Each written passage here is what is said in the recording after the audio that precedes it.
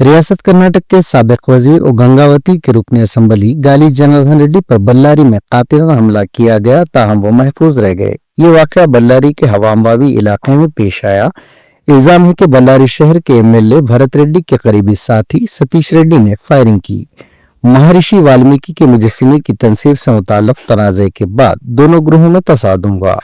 इस दौरान सतीश रेड्डी ने गनमैन से असलाह छीनकर 2 राउंड फायर किए। जवाबी फायरिंग में कांग्रेस कारकुन राजशेखर हलाक, जबकि सतीश रेड्डी जख्मी हो गए। वाकये के बाद बल्लारी में शदीद कशीदगी फैल गई। ಮನೆ ಮುಂದೆ ಈ ರೀತಿ ಪೋಸ್ಟರ್ಸ್ ಬ್ಯಾನರ್ಸ್ ನಮ್ಮ ಮನೆ ಮುಂದೆ ಹಾಕ್ಲಿಕ್ಕೆ ಪ್ರಯತ್ನ ಮಾಡ್ತಾ ಇದ್ದಾರೆ ಅಂತ ಹೇಳಿದರು.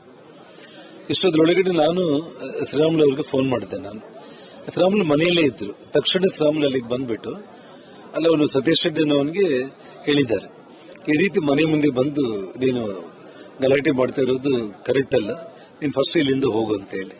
ಅಷ್ಟೊಂದರೊಳಗಡೆ ಪೊಲೀಸರು ಕೂಡ ಅವನು ಇಲ್ಲಿಗೆ ಬಂದು ಅರ್ಧ ಗಂಟೆ ಮುಕ್ಕಾಲು ಗಂಟೆ ಆದ್ರೂ ಕೂಡ ಪೊಲೀಸರು ಬಂದಿಲ್ಲ.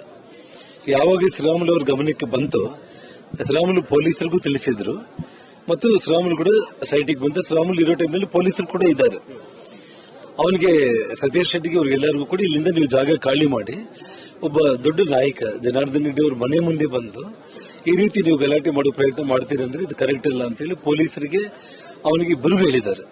ಆದ್ರೂ ಕೂಡ ಬೇಕಂತೇಳಿ ಅವನು ರೋಡಲ್ಲಿ ನಾನು ಸ್ಟ್ರೈಕ್ಗೆ ಕೊಡ್ತೀನಿ ಅಂತೇಳಿ ಒಂದು ನೆಪದಲ್ಲಿ ಸ್ಟ್ರೈಕ್ ಅಂತೇಳಿ ಕೂತ್ಕೊಂಡಿದ್ದಾನೆ ಸತೀಶ್ ರೆಡ್ಡಿ.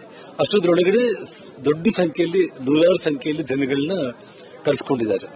ಕರೆಕ್ಟ್ ಆಗಿ ನಾನು ಗಂಗಾವತಿಯಿಂದ ಬಂದು ಕಾರಲ್ಲಿ ನಾನು ಇಳಿತಾ ಇದ್ದೀನಿ. ನಾನು ಜನಾರ್ದನ್ ರೆಡ್ಡಿ ಅವರು ಬಂದ್ರು ಅಂತ ಕೂಗ್ತಾ ಇದ್ರೆ ನಾನೇನ್ ಅನ್ಕೊಂಡೆ, ನಮ್ಮ ಹುಡುಗರು ಜನಾರ್ದನ್ ರೆಡ್ಡಿ ಸರ್ ಬಂದ್ರು ಅಂತೇಳಿ ಕೂಗ್ತಾ ಇದ್ದಾರೆ ಸಹಜವಾಗಿ ಅಂತ ನಾನು ಅನ್ಕೊಂಡೆ. ತಕ್ಷಣ ಕಲ್ಲು ತೂರಾಟ ಮತ್ತು ಫೈರಿಂಗ್ ಸ್ಟಾರ್ಟ್ ಆಯ್ತು.